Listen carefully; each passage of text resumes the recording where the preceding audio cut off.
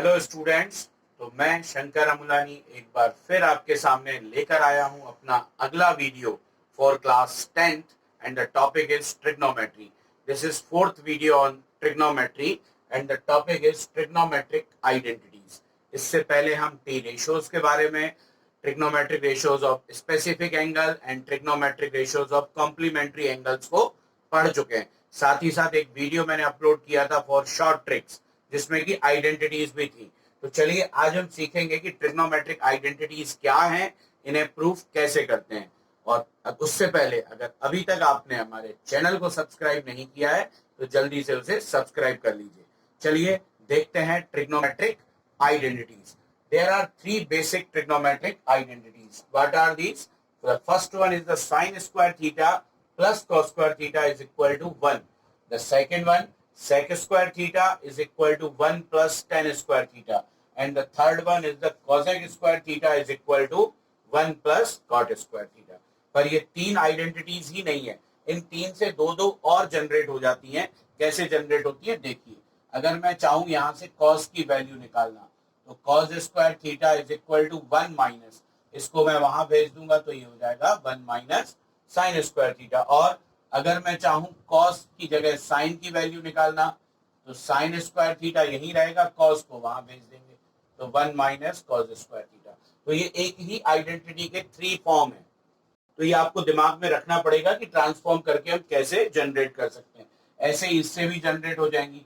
Sec square theta is equal to 1 plus tan square theta है। अगर tan को यहां लेके आए तो sec square theta minus tan square theta is equal to 1 होगा। ठीक है, और अगर 1 को यहां लेके आए तो क्या होगा, sec square theta minus 1 is equal to tan square theta. तो यहां भी इससे तीन जनरेट हो गई।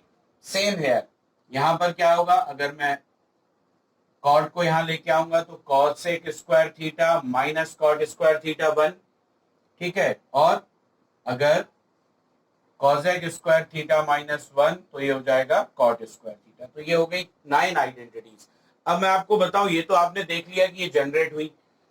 इनको लर्न करने की ट्रिक मैं अपने शॉर्ट ट्रिक्स के वीडियो में बता चुका हूं, जिसका लिंक मैं डिस्क्रिप्शन में दे रहा हूं। तो अगर आपने नहीं देखा है तो उसे देख लीजिएगा।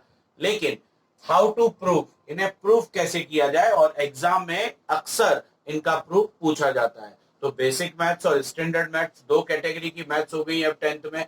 तो स्टैंडर्ड में अगर ना भी पूछे तो बेसिक में तो ये डेफिनेटली पूछा जाएगा। तो जिन्होंने भी बेसिक मैथ्स लिया है वो ध्यान से देख लें कि किस तरह से ये प्रूफ होता है। बहुत ही आसान है। और क्वेश्चन कैसे पूछा जाता है, क्वेश्चन आता है prove that the identity geometrically.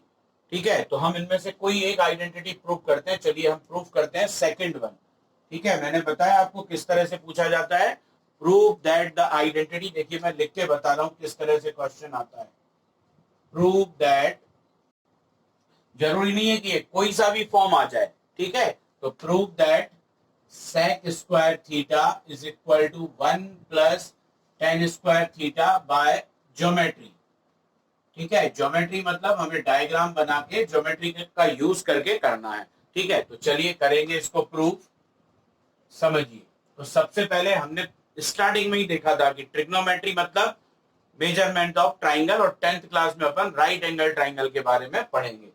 तो चलिए सबसे पहले मैं यहां बनाता हूं एक राइट एंगल ट्राइंगल। ये देखिए, ठीक है, ये एक राइट एंगल ट्राइंगल है ए बी सी। ओके, अब यहां पर किस चीज की जरूरत है, ये राइट एंगल ट्राइंगल है तो ये तो 90 हो गया। जैसे ही ये 90 हुआ मुझे पता चल गया कि हाइपोटेनियस क्या है। अब मुझे चाहिए मेजरिंग एंगल, तो मैं मेजरिंग एंगल ए या सी किसी को भी बना सकता हूं। जनरली हम इसी को ही लेते हैं। तो ये हो गया आपका मेजरिंग एंगल थीटा, क्योंकि यहां पर आइडेंटिटी में एंगल क्या लिया गया है, थीटा। अब थीटा के सामने क्या होगा, that is the perpendicular and remaining is the base. तो राइट एंगल ट्राइंगल आप आसानी से बना सकते हो, आपको कोई दिक्कत नहीं आएगी। अब इसके बाद सेकंड काम क्या रह जाता है कि जिन दोनों, हर बार आप देख रहे हैं कि हर एक आइडेंटिटी में कोई भी दो ट्रिग्नोमेट्रिक रेशियोज हैं, तो पहले उन दोनों ट्रिग्नोमेट्रिक रेशियोज की वैल्यूज निकाल दीजिए इन टर्म्स ऑफ साइड्स। तो क्या करेंगे देखिएगा, in right triangle A B C क्या करें, सेक थीटा। क्या होता है सेक, सेक होता है H upon B. Hypotenuse upon base, theta is here, तो इसके हिसाब से h तो AC है, बेस क्या है, बेस इज BC, ठीक है, कोई दिक्कत नहीं। सेक निकाली, अब दूसरा क्या है, tan, एंड tan थीटा क्या होता है, P अपॉन B, तो परपेंडिकुलर क्या है AB और बेस क्या है BC, इसको दे देते हैं इक्वेशन 1। यहां 2 मिनट रुकिए, जब इतना काम करेंगे आप तो क्या रुक के देखना है कि जो दोनों रेशो थे उनका डिनोमिनेटर हमें चेक करना है, इज इट सेम। अगर ये सेम है मतलब आप सही रास्ते पर हैं, आपने रेशो भी सही दिए लिया हुआ है, क्वेश्चन भी सही है। अगर ये डिफरेंट आ रहा है तो समथिंग इज रॉन्ग, ठीक है। तो ये वैल्यूज निकाली, कुछ भी नहीं है, पाइथागोरस थ्योरम तो आपको आती ही है, तो चलिए इसी ट्राइंगल में अप्लाई करते हैं पाइथागोरस। हाँ, तो अब इस ट्राइंगल ए बी सी में क्या लगाएंगे, पाइथागोरस थ्योरम। आप सबको पता है क्या होती है पाइथागोरस थ्योरम, तो in right triangle A B C by PGT, क्या होती है ये PGT, H square is equal to P square plus D square.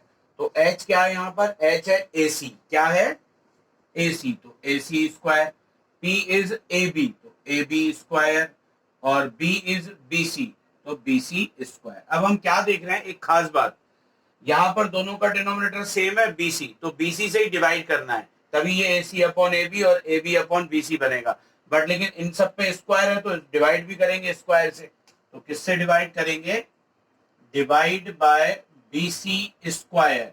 ये देखिए क्या बन जाएगा, AC square upon BC square is equal to AB square upon BC square plus BC square upon BC square.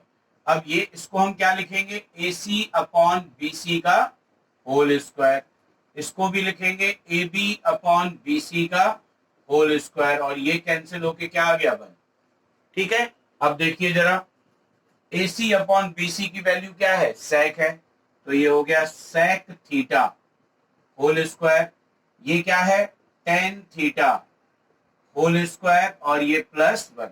मैं आपको पहले भी बता चुका हूं कि एंगल पे कभी स्क्वायर नहीं आता, तो सेक थीटा होल स्क्वायर का मतलब क्या होगा, सेक स्क्वायर थीटा। 1 को पहले लिख लेते हैं, टेन थीटा होल स्क्वायर का मतलब क्या होगा, टेन स्क्वायर थीटा। ये देखिए, ये क्या है, आपकी आइडेंटिटी प्रूफ हो गई।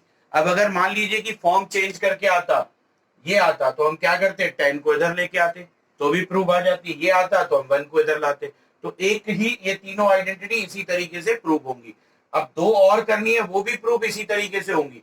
करना क्या है, यहां मैंने सेक और टेन निकाला है, उसमें हम पहले में क्या निकालेंगे, साइन और कॉस, और पाइथागोरस थ्योरम लगा के डिवाइड कर देंगे ऐसी। कॉस और इसको करना है तो कॉसेक और कॉट, तो तीनों आइडेंटिटी प्रूव करने का सेम मेथड है, ठीक है। और एक ना एक आइडेंटिटी अक्सर पूछी जाती है, तो बिल्कुल इसको दिमाग में बिठा लीजिए। तो हमने सीखा कि किस तरह से आइडेंटिटीज को प्रूव करते हैं। चलिए करते हैं कुछ इसके क्वेश्चन। चलिए तो करते हैं कुछ questions which are based on identity. तो एनसीईआरटी एक्सरसाइज 8.4 उसका क्वेश्चन नंबर 5 शुरू के क्वेश्चन जो है वो कुछ ऑब्जेक्टिव टाइप है, और कुछ जो क्वेश्चन है वो क्या है, represent in the terms of, तो उनको हम बाद में करेंगे। पहले अपन क्वेश्चन नंबर 5 लेते हैं, और उसका पहला क्वेश्चन है जो part 1, prove that cosec theta minus cot theta whole square is equal to 1 minus cos theta and 1 plus cos theta. तो हम इसमें क्या करेंगे, देखिए इन क्वेश्चन को करने का तरीका क्या होता है, LHS से चले और RHS प्रूव करो, या RHS से चले और LHS प्रूव कर दो, या कभी कभी क्या होगा, थोड़ा सा LHS सॉल्व करेंगे, थोड़ा सा RHS, और दोनों इक्वेट प्रूव करेंगे। मतलब इसको अगर इस एग्जांपल से समझें कि 2 बच्चे हैं, ठीक है, राम और श्याम। अब दोनों को अगर मिलना है तो राम अपने घर से चलता है और श्याम के घर पहुंच जाता है, दोनों मिल जाते हैं, मतलब LHS से RHS। या फिर श्याम अपने घर से चलता है, राम के घर आता है, तब भी दोनों मिल जाते हैं, तो ये क्या हुआ, RHS से LHS। या फिर क्या करते हैं, दोनों ने एक जगह फिक्स कर दी, राम भी अपने घर से चला और श्याम भी, एक बीच में उन्होंने एक पॉइंट फिक्स कर लिया कि यहां मिलेंगे, कोचिंग पे आके मिल गए, ठीक है। तो दिस इज द, क्या हो गया, थोड़ा सा राम चला, थोड़ा सा श्याम चला, और दोनों एक जगह आके मिल लिए, मतलब दोनों को अलग अलग सॉल्व करेंगे। तो ऐसा तब करेंगे जब एक से दूसरा नहीं बन पा रहा हो, ठीक है। और ये भी आपको खुद से सोचना है कि किसको सॉल्व करें। कईयों बार क्या होता है, एलएचएस से सॉल्व करना इजी होता है, कभी आरएचएस से, ठीक है। तो ये आप खुद देखें, कभी कभी दोनों ही इजी होते हैं, जैसे इसमें दोनों से हो जाएगा। तो चलिए मैं करता हूं किससे, एलएचएस से। ये मैं आपको बता रहा हूं एक बढ़िया तरीका है, उसको लीजिए जिसमें साइन कॉस नहीं हो, और कोशिश कीजिए कि साइन और कॉस में क्या कर दो, कन्वर्ट, तो आसान हो जाता है, ठीक है। तो चलिए करते हैं इसको सॉल्व। एलएचएस ले लिया हमने, तो एलएचएस क्या है, cosec theta minus cot theta whole square, ठीक है। Cosec theta minus cot theta whole square. अब क्या है, कॉसेक को लिखेंगे 1 upon sine theta, minus cot को क्या लिखेंगे, cos theta upon sine theta whole square, ठीक है। अब देखिए अब क्या किया जाए, एलसीएम ले लिया जाए।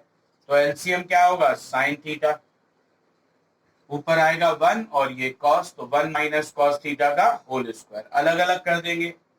तो 1 माइनस कॉस थीटा का होल स्क्वायर, और नीचे क्या आ गया, ये आ गया साइन स्क्वायर थीटा। अब 1 माइनस कॉस थीटा का whole square, sine square theta, अब ये भी आइडेंटिटीज पढ़ी, साइन स्क्वायर थीटा क्या होगा, 1 माइनस कॉस स्क्वायर थीटा, ठीक है। कोई प्रॉब्लम इसमें, अब देखिए ये 1 माइनस कॉस थीटा का होल स्क्वायर, तो एज इट इज 1 को हम क्या लिख सकते हैं, 1 का स्क्वायर, और कॉस स्क्वायर थीटा को लिख सकते हैं कॉस थीटा का होल स्क्वायर।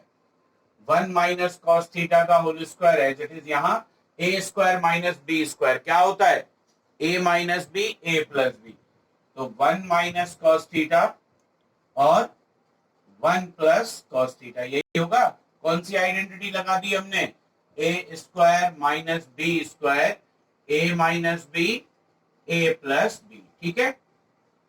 अब क्या किया जाए, इसके स्क्वायर से ये 1 माइनस कॉस थीटा कैंसिल हो जाएगा, पर अगर ये समझ नहीं आया हो तो 1 माइनस कॉस थीटा स्क्वायर को हम क्या कर सकते हैं, स्क्वायर हटा देते हैं, इसको क्या लिख लेंगे, 2 बार लिख लेते हैं, ठीक है ना।